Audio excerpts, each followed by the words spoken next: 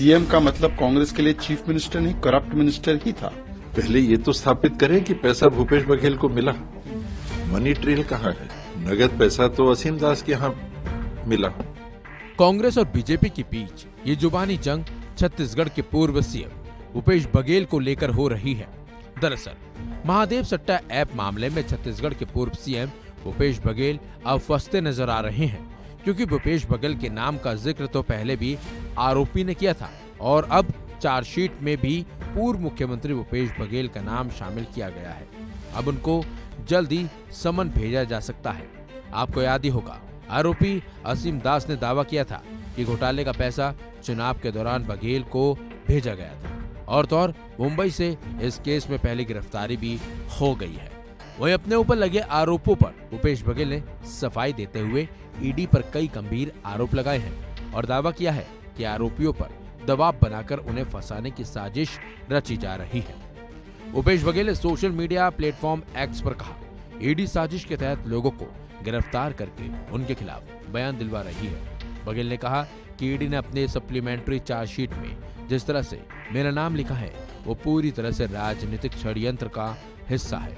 ED अपने राजनीतिक आकाओं के इशारों पर कूट रचना कर लोगों को गिरफ्तार कर रही है और उनसे दबावपूर्वक मेरे और मेरे सहयोगियों के खिलाफ बयान दिलवा रही है। इन बयानों में जो पैसों के लेन देन के आरोप लगाए गए हैं उनका कोई आधार नहीं है। आपको बता दें, महादेव बैटिंग ऐप केस में आरोपी असीम दास के अपने बयान में बघेल का नाम लिया था। उसने बताया था कि बघेल को चुनाव के दौरान महादेव ऐप प्रोमोटर्स की ओर से 508 करोड़ रुपए दिए गए थे। आरोपी असीम दास के ठिकाने से ईडी ने 5 करोड़ 39 लाख रुपए बरामद किए थे। ईडी की तरफ से दाखिल चार्जशीट में असीम दास के अलावा शुभम सोनी, अमित अग्रवाल, रोहित गुलाटी, भीम सिंह के भी नाम दर्ज हैं। वहीं ईडी के वकील सौरभ पांडे ने ईडी द्वारा महादेव सट्टेबाजी ऐप मामले में पूरक आरोप पत्र में छत्तीसगढ़ के पूर्व सीएम भूपेश बघेल का नाम लेने पर कहा कि जांच चल रही है, जिनके खिलाफ सबूत मिलेंगे उन सभी को समन भेजकर बुलाया जाएगा। असीम दास के द्वारा कोई लेटर जारी किया गया था और जो कि कई अधिकारियों के पास गया था, उसमें उसने अब जब माननीय विशेष न्यायालय की परमिशन लेकर के हम लोग जेल में स्टेटमेंट रिकॉर्ड करने गए हैं, तो उसने ये कहा है कि उस लेटर में लिखी जो बातें हैं उससे वो कोई सरोकार रखता नहीं है और उसके बगैर जानकारी के वो सब लिखा गया है। ये बातें उसने अपने सेक्शन 50 स्टेटमेंट कही थी, जो हमने माननीय न्यायालय के समक्ष रखी थी पिछली सुनवाई में। सर, क्या प्रीवियस एक्स सीएम को भी समन करेंगे? देखिए, इन्वेस्टिगेशन आगे बढ़ रहा है और इन्वेस्टिगेशन में जैसे जैसे जिसके खिलाफ एविडेंस आता जाएगा उन सबको समन किया जाएगा और बुलाया जाएगा।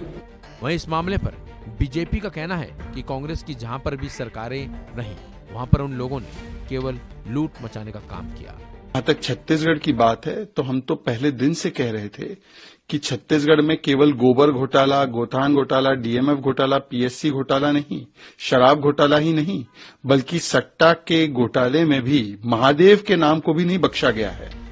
बीजेपी नेता के बयान पर कांग्रेस नेता टीएस सिंहदेव ने कहा, पहले ये तो साबित करें कि पैसा भूपेश बघेल को मिला। पहले ये तो स्थापित करें कि पैसा भूपेश बघेल को मिला। मनी ट्रेल कहाँ है? नगद पैसा तो असीम दास के यहाँ मिला। इस मामले में जहां भूपेश बघेल अपने आप को बेकसूर बता रहे हैं, तो दूसरी तरफ बीजेपी ने भूपेश बघेल और कांग्रेस को घेर लिया है। फिलहाल इस खबर में बस इतना ही। अपडेट्स के लिए बने रहिए वन इंडिया हिंदी के साथ।